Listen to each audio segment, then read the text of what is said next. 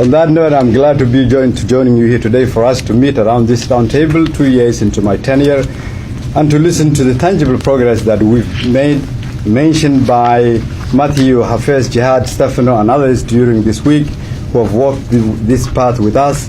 It is the most clear indicator of the hard work we've together put in the effect that this had.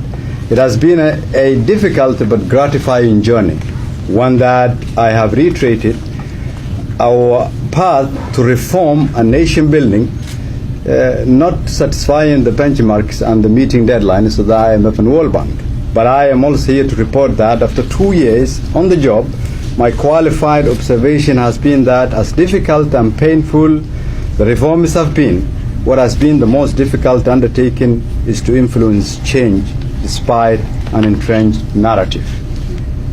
This reality has been hard for me to accept to begin with.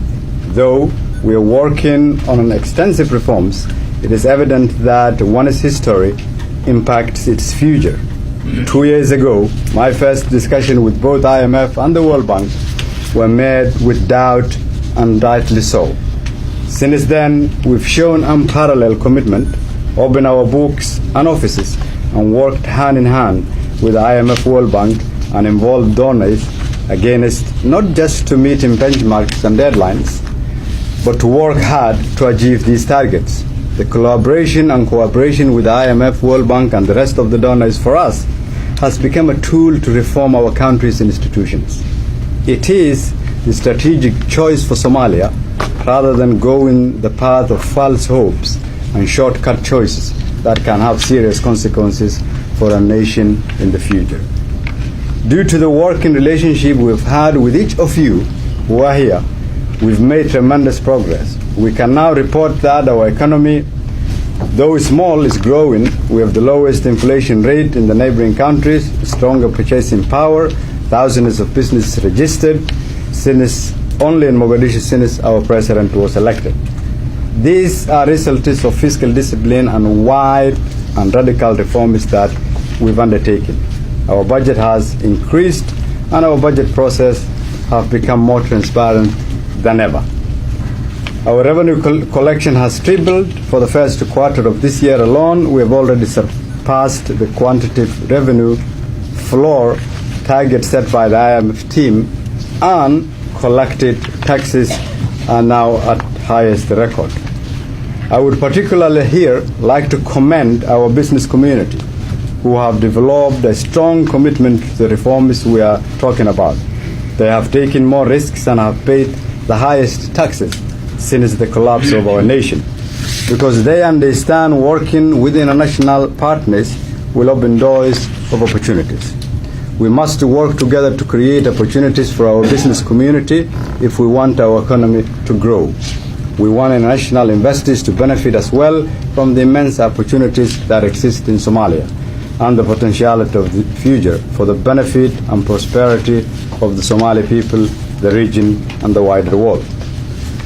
We have submitted to our parliament, in connection with the reforms, many bills, more than 30 approved by my cabinet.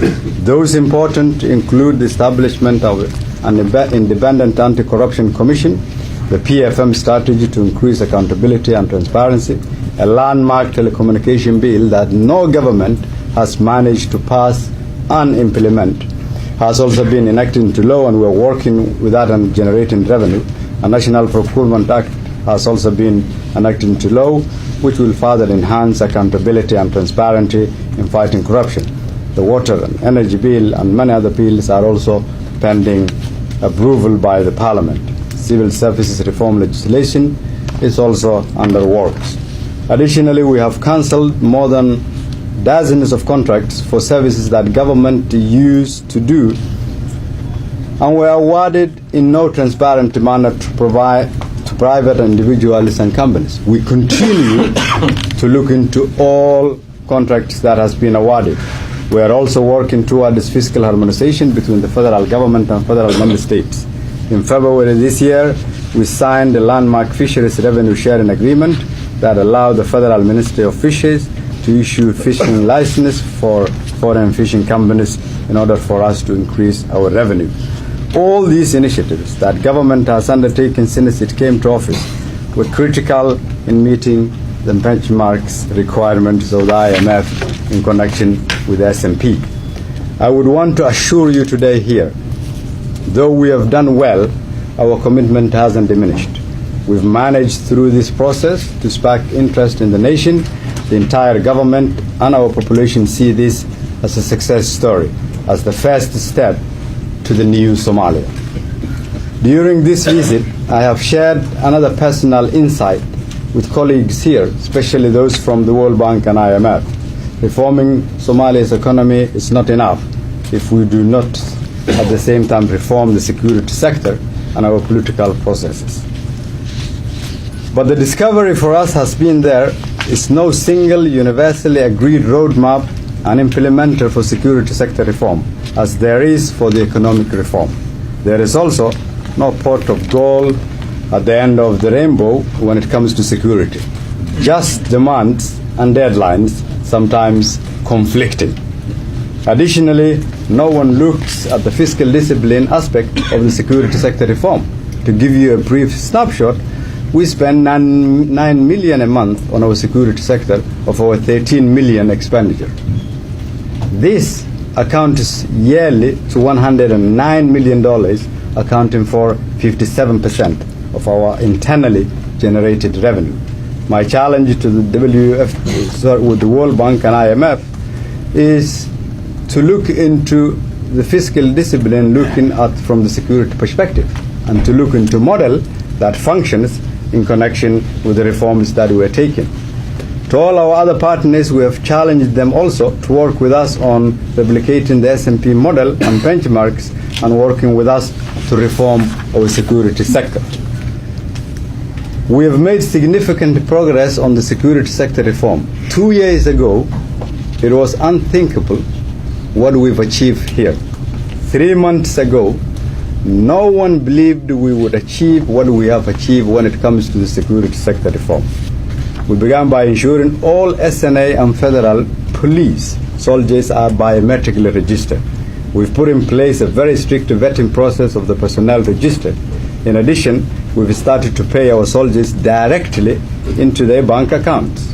In March 2019, nearly 17 soldiers have been paid directly into their bank accounts. In addition, the soldiers also receive their rations funds directly into their bank accounts. As a result, we've saved more than $2 million monthly. We've reformed the administration and the finance and personnel departments of the SNA and the police. We've developed new financial management procedures and guidelines tailored to the security agencies to increase transparency and accountability of the management of all security sector expenditures. We are in the process of re-tendering all security sector contracts to ensure that they go through an open and transparent procurement process. We also asked the Auditor General to conduct an external audit of our security forces, previously unheard of, and we will begin shortly to follow up on these audit's recommendations. We've also begun conducting operations secure and hold operations by SNA for the first time. It wouldn't have been possible without the reforms. We are holding territory as a result of these reforms, and holding is linked to sustaining our forces. I believe the biggest obstacle on the security sector are now behind us. Then the third leg to reform is our political process. The vested interests in the economy and the security sector are also in this political sector. It is my belief that the best way to reform is to give political system that gives power back to the Somali people to make their choices on their governments themselves. In order for us to reform our policies, we've determined to start with completing our constitution. That includes clarity on revenue sharing, fiscal federalism, power sharing structures within the federal member states as defined in our constitution, and our future government structure. All these models have been developed, and we are working on bringing together all stakeholders in the Parliament, FMSs, and other members of our society to join hand in hand so that we can agree on the future of Somalia and how it should be organized. With the decision point and debt relief on the horizon and a promising security sector reform that is yielding progress, we are becoming more accountable. A comprehensive political reform is in the works. I believe Somalia is on the correct path to its recovery. I would like to request that you stand with the Somali people. Finally, your efforts can be recognized for yielding success story.